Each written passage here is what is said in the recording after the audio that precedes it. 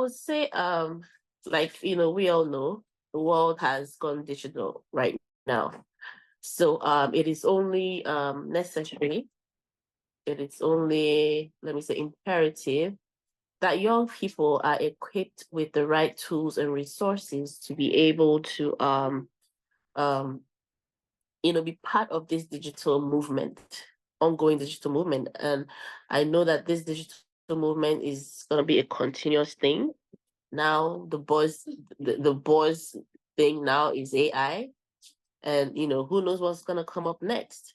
So it's very important that, first of all, especially the youth in Africa, that they are brought up to speed. It's not just to talk about these things. We need to provide them the resource access to these things. We need to put these things in their hands. Okay, it's not just talking about it. We need to start seeing the action. You know, that is the only way that we can start seeing results. Um, because with the way things are going now, things are moving up pretty fast. So we don't want anybody left behind. We want our African youth, in rural communities, everywhere, for them to be able to be part of that movement, to grow and develop in that space. Um, there are so many fields, when we talk about technology, that we need to bring them up to speed with. I know that our young people, they are very innovative, they are very passionate, and they are very they have that hunger. They have that hunger, to become better, to be part of decision making, to be part of the growth that we're experiencing, that the world is experiencing technologically. So the only thing lacking is access to these things. So I would say that it's very important that private sector, the government, and all stakeholders, come together, um, truly come together. Our leaders, our African leaders especially, give the upcoming, generation, that opportunity. Enough of all these old folks doing what they're doing. I'm gonna say it. They need to stop and allow the young people to come in, because time has really moved on. A lot of them don't even understand what we're talking about when it comes to technology and the latest trends in technology, but they're still there trying to limit the younger generation, from, taking over and doing what they're supposed to do. So it is time that they allow them, give them that opportunity to come in and contribute, to come in and showcase, their ideas, their, show who they are. Because I know our young people, I know myself, and I know that average African wants to do more. An average African wants to see results. It's not just to talk.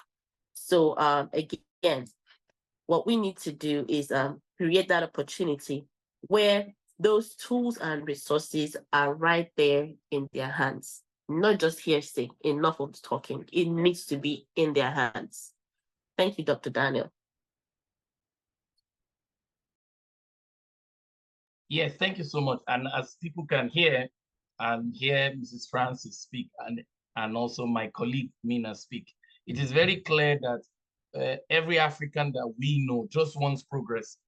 We don't want to be left behind to the point where we're still axing on grading road, providing water, giving people slippers to go to school.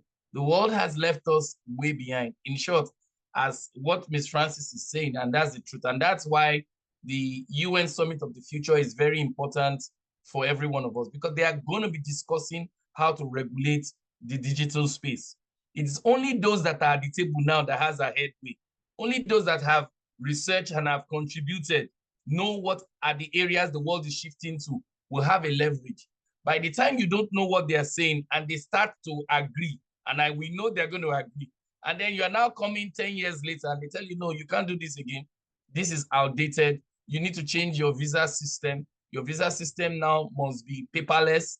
You have to use voice activating, or you have to do facial recognition technology. It's part of the AI thing. You are not part of our regulation. It will begin to affect you economically. There's something also Miss Mina said our MC, and I think it should also be stressed. You see, Africans, at the end of the day, technology can help any of your passion. As she has said, if you go to her wall and go to her website, that she leveraged on technology to ensure that the profession she so loved can come so easily or so effective to people that really need it the most.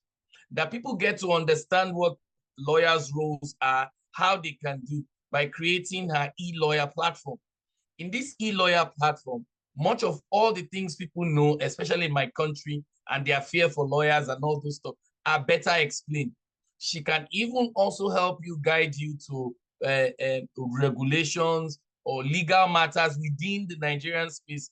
You can, so that's how she's able to convert herself from a legal personnel to a tech-based personnel to increase visibility, to bring better understanding, because as she claimed, better understanding makes you make informed decisions, makes you know the right caliber of lawyers you need to meet for your right case, and also allows you to move forward. It's the same thing for me.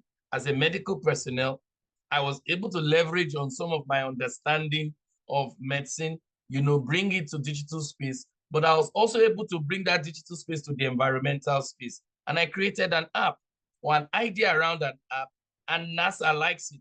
Some of the people here on this platform will be meeting with NASA in our second meeting in November 25. And I am not a tech person per se. So Miss Mina is very right.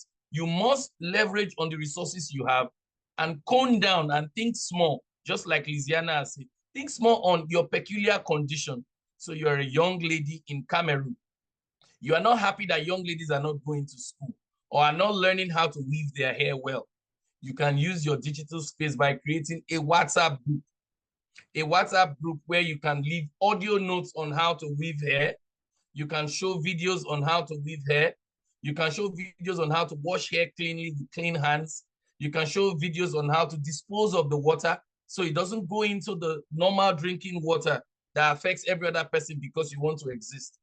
So the truth of the matter, you can still do all your indigenous practices.